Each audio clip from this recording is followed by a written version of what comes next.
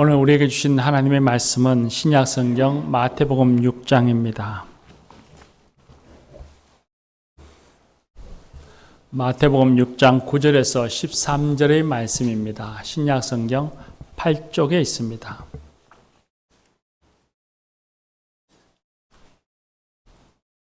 이제 하나님의 말씀을 경청하시겠습니다. 그러므로 너희는 이렇게 기도하라. 하늘에 계신 우리 아버지여, 이름이 거룩히 여김을 받으시오며 나라가 임하시오며 뜻이 하늘에서 이루어진 것 같이 땅에서도 이루어지이다.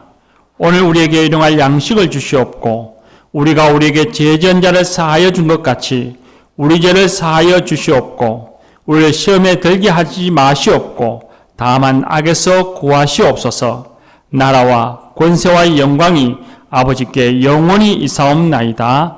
아멘. 이 말씀으로 은혜 주실 줄 믿습니다. 여호수아 중창단 찬양하겠습니다.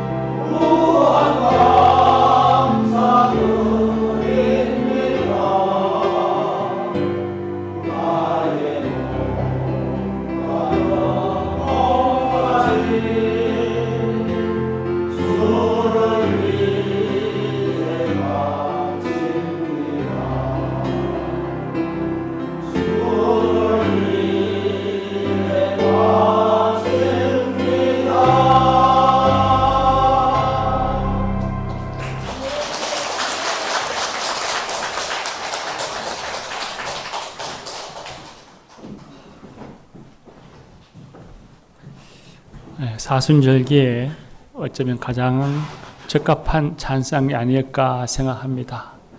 우리 모두가 하나님 앞에서 눈물을 많이 흘리는 성도가 되시기를 바랍니다. 할렐루야. 예수님께서 제자들에게 그리고 더 나아가서 오늘 우리들에게 세상 사람들과는 달리 우리만이 드릴 수 있는 아주 특별한 기도를 가르쳐 주셨습니다. 그것이 주기도, 주님이 가르쳐 주신 기도입니다. 우리가 사순절 기간을 지나가고 있는데 이 사순절 기간의 주일에 주님이 가르쳐 주신 기도의 말씀을 우리가 함께 묵상하고 또 생각하고 은혜를 나누고자 합니다. 누가복음에 보면 예수님의 제자들이 주여 우리에게 기도를 가르쳐 주소서 하니 그 요청을 받으신 예수님께서 이 주기도를 말씀하시고 가르쳐 주셨다 그렇게 합니다. 근데 우리가 좀 생각을 확장시켜 보면 예수님의 제자들이 기도할 줄을 모르는 사람이었을까요?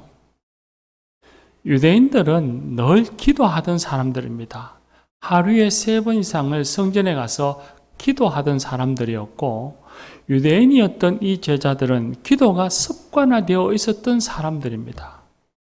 그런데 예수님에게 기도를 가르쳐 주옵소서라고 했고 예수님께서는 너희들 늘 하던 그 기도 그렇게 하면 돼 라고 하시지 아니하고 너희는 이렇게 기도하라 하시면서 기도를 가르쳐 주셨습니다. 그렇다면 예수님이 가르쳐 주신 이 기도가 유대인들이 하는 기도 혹은 세상에 종교를 가진 이방인들이 하는 기도와는 사뭇 다른 매우 중요한 하나님과 교통하는 기도라는 것을 알 수 있습니다.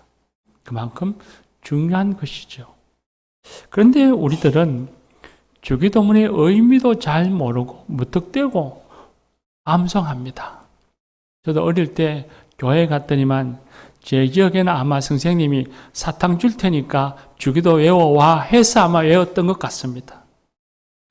새 가족이 와도 역시 그렇습니다. 주기도문을 암송하라고는 하지만 그 의미를 하나하나 가르칠 만한 시간도 만남도 여의치 못해서 그저 주기도문을 암송하는가를 보고서는 세례를 베풀기도 합니다.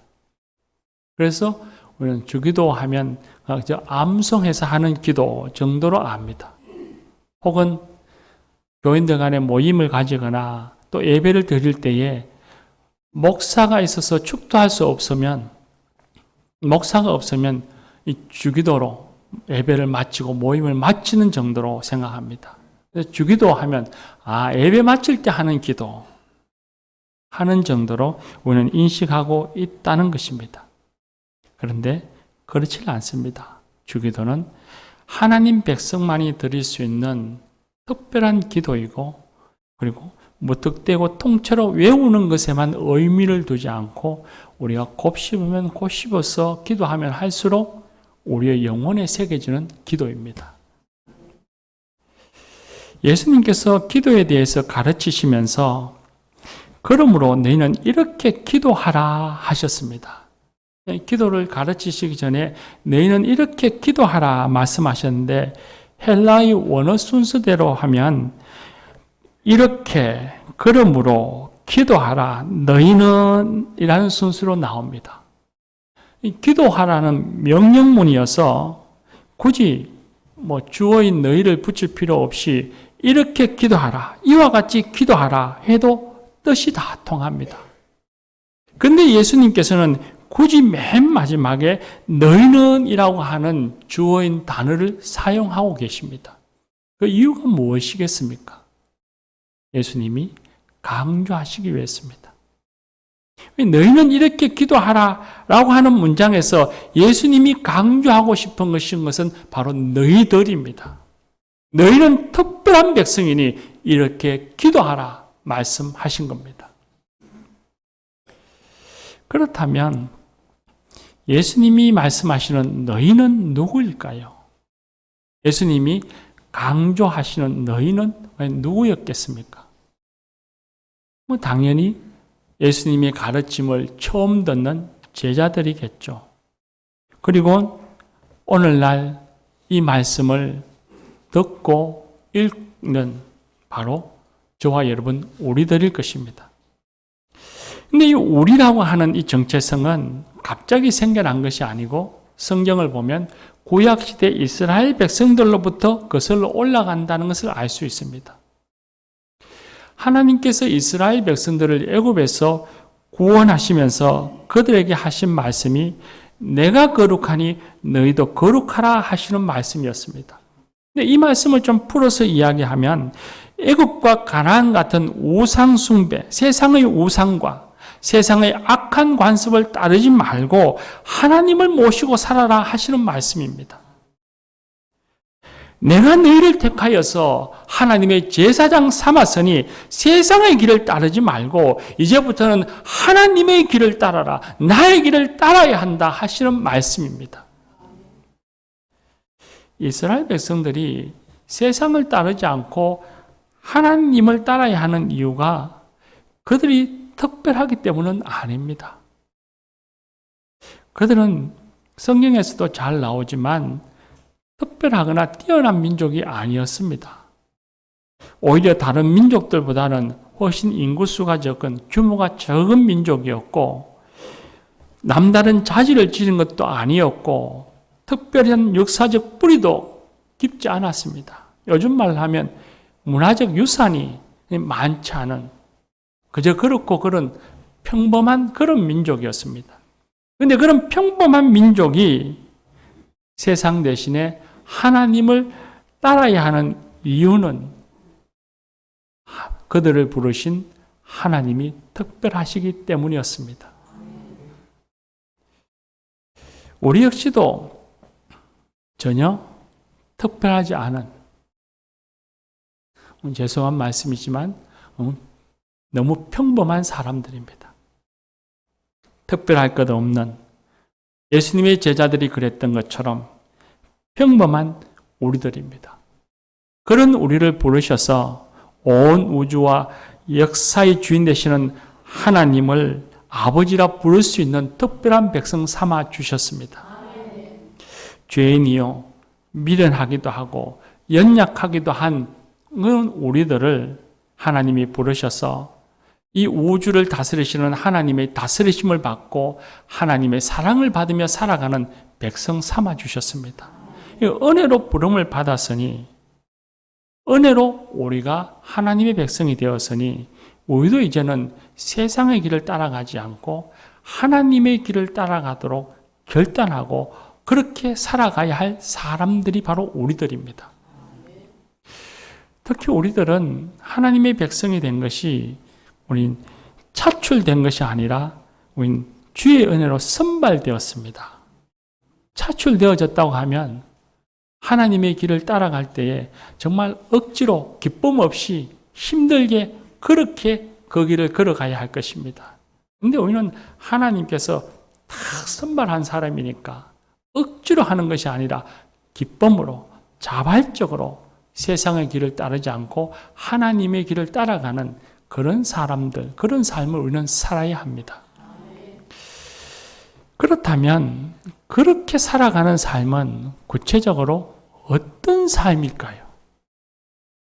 세상을 따르지 않고 하나님의 길을 따라가는 삶은 구체적으로 어떤 삶일까를 가르쳐 주는 것이 바로 예수님의 산상수훈 5장과 7장에 나오는 말씀입니다. 예수님이 산에서 제자들에게 가르쳤다 해서 산상수훈, 설교했다고 해서 혹은 산상설교라고 하시는 말씀입니다. 그래서 이 산상수훈을 예수님이 가르쳐 주신 그리스도인의 행동 강령이라고 말합니다. 예수님이 제자들에게 그리고 오늘 우리들에게 말씀하십니다. 하나님의 백성된 너희들은 세상을 따라서 세상처럼 살지 말고 하나님을 따라서 하나님처럼 살아야 한다라고 말씀하고 계십니다. 이것이 예수님의 요청이고 예수님의 가르침입니다. 그런데 이런 예수님의 요청은 필연적으로 내 안에 갈등을 유발하고 이런 삶을 살면 세상에서 충돌을 유발합니다.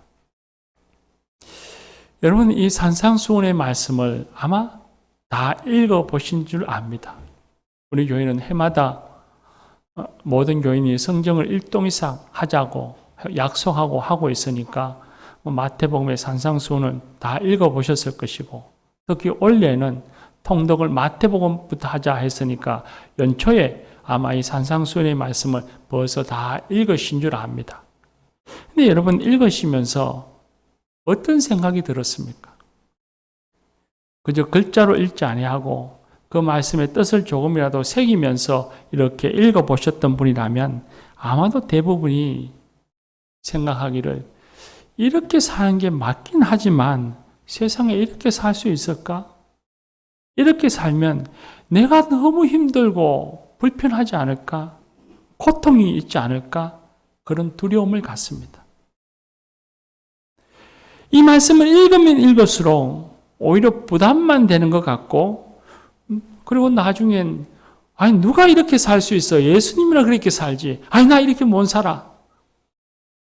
하는 반감이 생기기도 합니다. 이런 부담감과 두려움을 이기고 산상수훈의 말씀, 특별한 삶을 살아갈 수 있는 힘이 바로 이 주기도입니다. 기도를 함으로써 하나님이 우리에게 주신 힘을 얻고 그리고 이 세상을 살아가죠. 주기도가 그렇습니다. 특별한 삶을 살아갈 때에 가지는 두려움, 그리고 부담감, 갈등, 우리의 연약함, 그 모든 것을 이기게 해주는 힘이 이 주기도문에서 나오는 겁니다. 그래서 주기도가 산상수훈 5장과 7장 사이의 중간에 탁 있는 이유가 바로 그것입니다. 그래서 주기도는 아무나 드릴 수 있는 기도가 아닙니다. 하나님의 백성만이, 우리를 백성으로 부르신 하나님과 소통하는 사람만이 드릴 수 있는 기도이고, 그렇게 주기도문으로 소통할 때에 우리는 이 땅에서 산상수훈의 삶을 살아갈 수 있습니다. 이 주기도문은 그래서 놀라운 비밀이 담겨 있는 기도이고, 이 기도를 드리면 드릴수록 우리 자신이 변화된다는 것, 하나님의 합당한 백성으로, 합당한 모습으로 변화되어져 가는 우리 자신을 발견하게 될 것입니다. 이제 우리가 기도의 내용을 한번 들어가 보십시다. 예수님께서 기도의 첫 시작으로 하나님을 부르십니다. 하늘에 계신 우리 아버지여 라고 하나님을 부르는 부름으로부터 시작합니다. 앤드루 머리라고 하는 아주 유명한 설교가는 이 주기도의 첫 구절인 하늘에 계신 우리 아버지를 하는 이 기도가 호칭 부름이 기도의 열쇠라고 말합니다. 우리가 집으로 들어가면 열쇠를 가지고 그 현관문을 열어야만 그 집으로 들어갈 수 있죠. 하늘에 계신 우리 아버지여라고 하는 것은 하나님의 임재와 하나님의 만남 속으로 들어갈 수 있게 해주는 열쇠라는 겁니다. 그런데 우리들은 기도할 때에 이 하늘에 계신 우리 아버지라고 하는 것에 대해서 별 의미 없이 그냥 하나님을 부르는 관용구 정도로 생각합니다. 하늘에 계신 우리 아버지, 마치 어디에 쫓기듯이 그렇게 기도하고 기도를 시작하죠. 이 하늘에 계신 우리 아버지라고 하는 이 부름이 관용적으로 사용되어지거나 의미 없이 사용되어지는 기도가 아니라, 부름이 아니라 정말 하나님의 임재와 하나님의 만남 속으로 들어가게 해주는 아주 특별한 의미가 있는 부름이라고 하는 사실, 중요한 부름이라고 하는 사실을 우리 잊지 말아야 합니다. 그렇다면 과연 어떤 의미가 있는가 하면 먼저 하늘에 계신이라고 하는 말입니다. 하늘에 계신 하나님이라고 하면 어떤 이들은 생각하기를 눈으로 볼 수 있는 하늘에 또 과학기술이 발달되어져서 우리가 우주선을 타고 우주에 가서 바라보는 지구나 하늘이라고 말하고 하는 그런 공간 속에 하나님이 도대체 어디 계시는가 하는 그런 과학적인 생각으로 하나님의 존재 자체를 부정하는 사람들도 있습니다. 하늘에 계신 하나님, 하늘에 어디 계시는데 하는 겁니다. 그렇게 생각하는 사람은 성경을 잘못 이해한 것입니다. 성경에서 하늘이라고 하는 것은 사람이 눈으로 볼 수 있는 공간이나 장소의 개념으로 말하는 것이 아닙니다. 성경에서 하늘이라고 하는 단어는 헬라어로 우라노스라고 하는 단어의 번역입니다. 우라노스라고 하는 말에는 두 가지가 의미가 있는데, 하나는 물리적 하늘, 영어로 하면 스카이를 가리키는 뜻이 있고, 또 하나는 영적인 세계를 지칭하는 하늘, 영어로는 헤븐이라고 하는 뜻의 의미를 갖고 있습니다. 그런데 성경에서의 우라노스라고 하는 단어의 말은 그 대부분이 다 이 하늘은 영적인 의미를 갖습니다. 특히 주기도문에서의 이 하늘은 영적 실체에 보이지 않는 세계, 영어로 헤븐을 가리킵니다. 하나님은 우리 눈에 보이는 세계가 아니라 우리 눈에 보이지 않는 세계, 우리가 알지 못하는 영적인 세계에 존재하시는 분이라는 것입니다. 그러므로 하늘에 계시라고 기도할 때에, 우리가 하늘에 계신 우리 아버지 하나님 이렇게 기도할 때에 그 기도 속에는 우리가 보고 경험하고 체험하는 것을 넘어서 계시는 하나님을 부르는 겁니다. 하늘이라는 단어를 입에 올리는 그 순간에 하늘에 계신 아버지라고 아버지께, 하나님께 나아가는 그 순간에 우리는 하나님을 생각할 때 우리의 인식 너머에 계시는 분, 우리의 지식 너머에, 우리의 경험 너머에 계셔서 초월해 계시는 하나님이시라는 것을 인정하고 믿고, 그리고 그 믿음으로 나아가는 것이 바로 이 주기도문의 시작인 것입니다. 또 하나는 하늘에 계시라는 기도 속에는 하나님은 우리가 쉽게 단정하고 규명 지을 수 있는 분이 아니라는 의미가 담겨 있습니다. 사람은 하늘에 계시는, 우리 너머에 계시는, 초월에 계시는 하나님을 다 알 수 없습니다. 하나님이 우리를 긍휼히 여기셔서 하나님 자신, 당신을 우리에게 보여주셔야만, 그래야 겨우 우리는 하나님을 알 수 있습니다. 그것이 바로 성경이죠. 그런데 그렇게 해서 알게 된 지식도 하나님의 존재 자체에 비하면 태평양에 물방울 하나 정도에 지나지 않는다고 생각합니다. 그만큼 우리는 하나님을 알 수 없는 존재들입니다. 그러므로 하늘에 계시라는 기도 속에는 우리가 하나님을 생각할 때에 하나님을 가벼이 대하거나 함부로 대해도 된다는 인식으로 나아가는 기도가 아니라는 겁니다.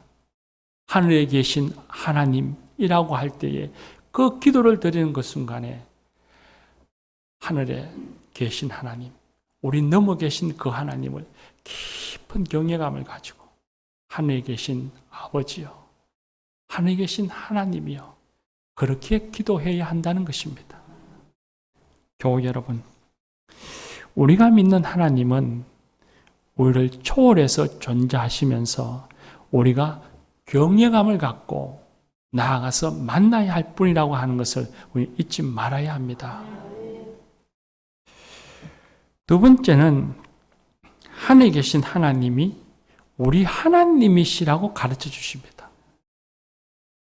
이상하지 않습니까? 일반적으로 한국 문화가 아니고 서구 문화권 속에서는 우리라는 단어를 잘 안 씁니다. 하나님, 나의 하나님, 아버지, 나의 아버지라고 부릅니다. 근데 예수님께서는 하늘에 계신 나의 아버지라고 기도하라 하시지 않고 하늘에 계신 우리 아버지라고 기도하라 하십니다. 우리는 한국 문화에서 보면 우리라는 이 인칭대명사 매우 폭넓게 사용하고 서슴없이 사용하는 걸 느끼게 됩니다. 친한 친구들하고 이야기하다가도 우리 엄마가, 우리 아빠가 그렇게 이야기합니다. 엄밀하게 말하면 매우 잘못된 말이죠. 아무리 친한 친구라도 엄마 아빠를 공유할 수는 없지 않습니까? 그런데도 아무런 꺼리낌 없이 이상하지 않고 자연스럽게 오히려 사용합니다. 그러다 보니 하늘에 계신 우리 아버지라고 기도하면서도 별 감흥 없이 우리 아버지가 아니라 나의 아버지라고 의식하고 기도한다는 겁니다. 근데 예수님께서는 아주 분명히 말씀하셨습니다. 나의 아버지가 아니라 우리 아버지라고 부르라고, 그리고 기도하라 말씀하십니다. 그렇다면 우리라고 하는 말에 특별한 의미가 담겨 있다는 것을 알 수 있겠지요. 우리라고 하는 말은 수평적인 관계에서 사용하는 말입니다. 사람들 사이에, 너와 나 사이에 우리입니다. 또 동시에 우리라는 말은 공동체를 가리킵니다. 복수로서 공동체를 의미합니다. 요즘 우리말로 해보면 보수나 진보나 노인이나 젊은이나 남자나 여자나 부자나 빈자나 지식이나 야만이나 모두가 하나님을 아버지, 우리 아버지라고 부를 수 있는 동등한 존재로서의 공동체, 그 공동체가 기도할 때 우리 아버지라고 기도하는 겁니다. 우리가 주님의 기도를 드릴 때 우리 아버지라고 할 때에 그때 나만을 생각하면서 하는 기도가 아니라 우리라고 하는 공동체, 차별 없이 모두가 하나님을 아버지라고 부르는 그 공동체를 생각하면서 기도해야 한다는 것입니다. 그런데 그 우리라고 할 때에 우리는 잘못하면 마치 막연한 것처럼 여겨집니다. 우리 전 세계 지구촌이 다 우리인 것이죠. 그런데 주기도에서 예수님께서 우리라고 하실 때, 우리 아버지라고 불러라 하실 때 그 우리는 막연한 것이 아닙니다. 매우 구체적인 것인데 그건 바로 하나님을 아버지라고 부르게 된 하나님의 백성들, 교회 공동체 지체들입니다. 우리는 곧 교회 공동체를 가리킵니다. 교회 공동체 구성원들이 우리 아버지라고 부를 때 그 우리는 차별 없는, 모두가 하나님을 아버지라고 부르는 그런 사랑의 공동체입니다. 그런데 우리가 이 기도를 하면서 공동체 구성원 중에 누군가를 미워한다면, 누군가를 향해서 분노하고 있고 용서하고 있지 못하다면 우리는 하늘에 계신 우리 아버지라고 기도할 수 없습니다. 그때는 하늘에 계신 나의 아버지라고 할 수는 있을지 몰라도 주님이 가르쳐 주시는 말씀에 따라서 하늘에 계신 우리 아버지라고 기도할 수가 없습니다. 용서할 일이 있다면 용서하고, 사죄할 일이 있다면 사죄하고, 화해하고 나서야 그때 비로소 하늘에 계신 하나님을 우리 아버지라고 부르며 기도할 수 있다는 것입니다. 마지막으로 이 부름 속에서 핵심이 되어지는, 혹은 또 주기도의 핵심 열쇠가 되어지는 아버지입니다. 우리가 하나님을 경외하면서 기도할 때나 혹은 공동체를 생각하고 공동체와 함께 기도를 하면서 할지라도 하나님이 반드시 우리의 기도를 들어주셔야 할 이유는 없습니다. 게다가 우리 기도를, 죄송한 말씀이지만 우리가 많이 기도를 하지만 우리 기도는 우주를 다스리시는 하나님을 생각해 보면 너무나 하찮은 기도들입니다. 이 우주 속에 지구라는 것이 굉장히 하찮은 별인데 그 지구 속에 수십억의 인구 가운데 나라고 하는 존재가 기도하는 것이 하나님에게 뭐가 편 영향이나 있겠습니까? 매우 하찮은 기도 같습니다. 그런데 그 하찮은 기도, 하찮은 존재인 우리가 하는 그 기도를 하나님이 귀를 기울여 주시고 그 기도를 들어주십니다. 그 이유가 있습니다. 하나님이 아버지시기 때문입니다. 성경의 원문을 보면 아버지를 헬라어로 파레트라고 기록하고 있습니다. 그런데 거의 대부분의 성서학자들은 예수님이 제자들에게 이 주기도를 가르쳐 주실 때 헬라어로 가르쳐 주시지 않았을 거라고 말합니다. 기록하기는 헬라어로 기록되어 있지만 예수님이 제자들에게 가르쳐 주실 때는 그 당시에 유대인들이 사용하는 아람어로 예수님이 가르쳐 주셨을 거라고 말합니다. 근데 아람어로 아버지라고 하는 그 단어는 바로 아바입니다.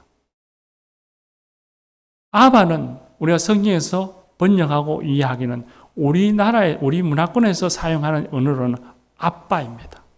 하늘에 계신 우리 아빠, 우리 아바라고 기도하라 하신 겁니다. 예수님께서도 겟세마네 동산에서 그렇게 기도하셨습니다.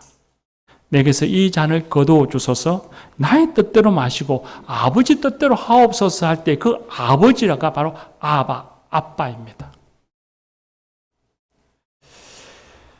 오랫동안 중동 선교사로 일생을 살았던 케네스 베일리라고 하는 사람이 쓴 중동의 눈으로 본 예수님이라고 하는 책에 보면 이 아바라고 하는 단어, 아빠라고 하는 이 아람어가 예수님 당시에 사용되어지던 1세기 때의 언어가 아니라고 말합니다. 지금도 중동의 4개 국가에서 이 단어가 사용되어지고 있다고 말합니다. 네바론, 시리아, 팔레스타인, 요르단, 이 4개 국가에서 사용하는 단어인데 이 단어가 어떤 의미를 갖고 있느냐 하면 갓난아기가 처음 태어났을 때에 그 갓난아기에게 가르치는 맨 처음 가르치는 단어가 바로 이 아빠, 아바입니다. 우리가 아기를 낳으면 아버지들이 그 말도 못하는 갓난아기를 보면서 아빠, 아빠, 아빠 그렇게 시키잖아요. 아마 그런 경험들이 다 있을 것일 겁니다.